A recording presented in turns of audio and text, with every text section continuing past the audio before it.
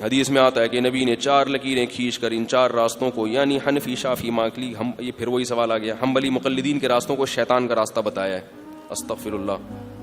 کیا یہ حدیث صحیح ہے؟ کیا اس کا یہ معنی ہے؟ یہ معنی ہرگز نہیں ہے اس کا، کیونکہ فروعی مسائل میں اختلاف کو اگر یہ ہوتا تو یہ تو میں نے بتایا صحابہ میں بھی اختلاف تھا نا، تو اس کا مطلب وہ صراط مستقیم سے گویا ہٹ گئے تھے.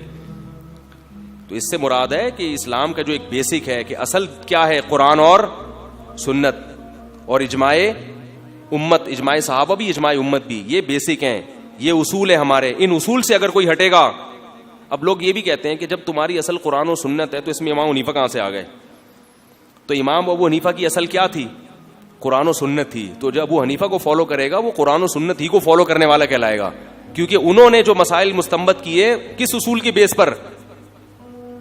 امام حنیفہ کا صاف مقولہ مذکور ہے اصول فقہ کی کتابوں میں، ان کا قول ہے کہ میں سب سے پہلے مسئلہ کہاں سے نکالتا ہوں؟ قرآن سے. وہاں سے نہ ملے تو حدیث سے، پھر بھی نہ ملے تو دیکھتا ہوں صحابہ کا اجماع کس چیز پر ہے، پھر بھی نہ ملے تو صحابہ کے فتاوی سے، اور اپنی رائے پر صحابی کے فتوے کو ترجیح دیتا ہوں. پھر بھی نہ ملے تو پھر فرمایا میں اس کے صحابی کے بعد کسی کو فالو نہیں کرتا. کیوں؟ الفاظ بڑے دلچسپ ہیں. فرمایا ہم رجال و نحر رجال، کیونکہ وہ اگر مرد ہیں تو ہم بھی مرد ہیں، یعنی وہ اگر تحقیق کرنا جانتے ہیں تو ہم بھی تحقیق کرنا جانتے ہیں. ہماری اپنی ایک رائے ہوتی ہے. نہیں یاری بات میرا خیال ہے. تو جب انہوں نے یہ ایک اصول ہے تو یہی شریعت کا اصول ہے. اس اصول پر اگر وہ مسئلہ نکلا ہوگا تو اس میں ابو حنیفہ کو فالو کرنا، قرآن و سنت ہی کو فالو کرنا، بولو بھائی، کہلائے گا. ہاں یہ ہے کہ آپ براہ راست فالو نہیں کر رہے، کسی کی رہنمائی میں فالو کر رہے ہیں آپ. تو ایک آدمی جس میں براہ راست فالو کرنے کی استطاعت نہیں ہے، کیونکہ اس کو پورا قرآن و حدیث آتا نہیں ہے، اس کو صحیح حدیثوں کی پوری طرح خود سے تحقیق ہے نہیں، اس نے تقلید ہی کرنی ہے، تو پھر بہتر نہیں ہے کہ کسی مجتہد کی تقلید کر لے. وہ پورا قرآن اور سنت آتا نہیں ہے، پھر اس میں وہ سمجھنے کی فہم صلاحیت بھی ہونی چاہیے، وہ بھی نہیں ہے، تو پھر ڈائریکٹ فالو کرے گا. یہ ایسے ہے جیسے آپ کو حیدرآباد کا راستہ خود سے نہیں آتا اور ایسی بس کو بھی فالو نہیں کر رہے آپ کہ جو حیدرآباد جا رہی ہو، اور نہ خود آپ کو راستہ پتا ہے، تو پھر منہ اٹھا کے جدھر جاؤ گے یہی ہوگا. پھر کبھی ادھر نکل جاؤ گے، کبھی ادھر نکل جاؤ گے، پھر جس جگہ جاؤ گے اس کو حیدرآباد قرار دے دو گے آپ اپنی شرمندگی کو چھپانے کے لیے. وہ حیدرآباد نہیں ہوگا، وہ آپ کی غلطی ہوگی جس کو حیدرآباد قرار دے دو گے آپ. تو یہی ہو رہا ہے آج کل. نئے نئے مجتہدین ہیں، اوٹ پٹانگ تحقیقات ہوتی ہیں، ریسرچ نہیں ہوتی. جو ریسرچ یہ نکالتے ہیں اس پہ اسلام کا اور قرآن و سنت کا لیبل، بولو بھائی، لگا دیتے ہیں، حالانکہ وہ قرآن و سنت نہیں ہوتا. وہ ان کی اپنی یا تو ٹھڑک نکال رہے ہوتے ہیں کسی حنفی سے دشمنی میں، یا کسی اہل حدیث. دیوبندیوں میں بھی ہے یہ.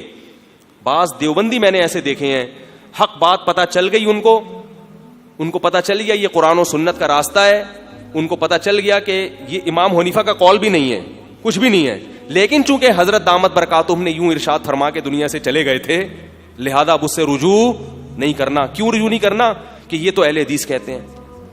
تو بھائی اگر اہل حدیث کوئی صحیح بات کہہ رہا ہے تو آپ مان لو اس کو. صرف اس بیس پہ نہیں مان رہا کہ میرے حضرت جی دامت برکاتہم کی یہ رائے. اب دلائل کیا مار لگا دو، علماء کے اقوال پیش کر دو. میں نے ایک صاحب سے کہا کہ بھئی یہ فقہ حنفی بھی نہیں ہے، نہ قرآن و سنت ہے. تو وہ کہنے لگے نہیں یہ تو حضرت دامت برکاتہم. میں نے کہا بھائی اللہ کے بندو، حضرت دامت برکاتہم سے جو دوسرے والے دامت برکاتہم تھے وہ حضرت سے بڑے والے برکاتہم تھے. ان کا یہ قول ان کا بھی اس کے خلاف ہے. نہیں، تو یہ بھی اندھی تقلید ہے. اور یہ ہر فرقے میں ہوتے ہیں. دیوبندی بھی سارے دودھ سے دھلے ہوئے، بولو بھائی، نہیں ہے. ہر قوم میں اچھے بھی ہوتے ہیں، ہر قوم میں برے بھی ہوتے ہیں. تو معتدل علماء جو صحیح شریعت کو فالو کرتے ہیں، اور ہمارے جتنے اکابر تھے جہاں تک میری معلومات ہیں ان میں سے کوئی بھی متعصب نہیں تھا. غلطی کا پتہ چلتا تھا الحمدللہ، جن کو میں جانتا ہوں جن سے میرا تعلق ہے فوراً رجوع کرتے تھے. حضرت مولانا شریف تھانوی رحمہ اللہ تعالیٰ تھے، جب کوئی غلطی بتاتا فوراً ثابت کر دیتا. فوراً کئی معاملات ان کے ایسے تھے جو 60-70 سال سے چلے آ رہے تھے ان کے معاملات. کسی نے بتایا کہ یہ آپ کا یہ معمول حدیث کے خلاف ہے، حدیث پیش کی، فوراً انہوں نے رجوع کا اعلان کر دیا، چھوڑ دیا فوراً. حالانکہ وہ حدیث سند کے لحاظ سے کمزور بھی تھی. انہوں نے کہا کوئی بات نہیں، میری رائے پر میں ضعیف حدیث کو، ایسے بھی واقعات ہیں. لیکن بعض لوگ کیا کرتے ہیں کہ وہ انا کا مسئلہ بنا لیتے ہیں اور وہ ڈٹ جاتے ہیں اپنی بات پر. اب ایک حدیث، اب یہ جو ہے وہ بھی صومی غد نویت من شہر رمضان. اب ہمارے بعض اکابر نے کتابوں میں لکھ دیا کہ صبح سحری کی دعا کیا ہے، وہ بھی صومی غد نویت من شہر رمضان. تو انہوں نے ویسے ہی لکھ دیا کہ عربی زبان میں نیت ہوگی، دل میں ہوگی تو برکت ہو جائے گی. تو اس کا دفاع کرنے کی کیا ضرورت ہے؟ یہ کون سی کوئی قرآن ہے، یہ حدیث ہے؟ ٹھیک ہے نا. اگر کوئی کہتا ہے یہ صحیح نہیں ہے، ثابت نہیں ہے، تو ہاں بھائی ثابت نہیں ہے. نیت دل کے ارادے کا نام ہے، اور اگر زبان سے بھی کوئی نیت کر لے تو سنت نہ سمجھے تو بدعت نہیں ہے. لیکن زبان سے بھی کرنی ہے تو منہ سے بولتے ہیں نا روزہ ہے آج میرا. اول تو بولنے کی ضرورت کیا ہے؟ جب صبح اٹھا ہے تو کیا کرنے کے لیے اٹھا ہے بھائی تو؟ لیکن آپ دیکھیں اس پہ بھی مناظرے ملیں گے آپ کو، وہ بھی سومی غدن نویتو کو ثابت کرنے کے لیے.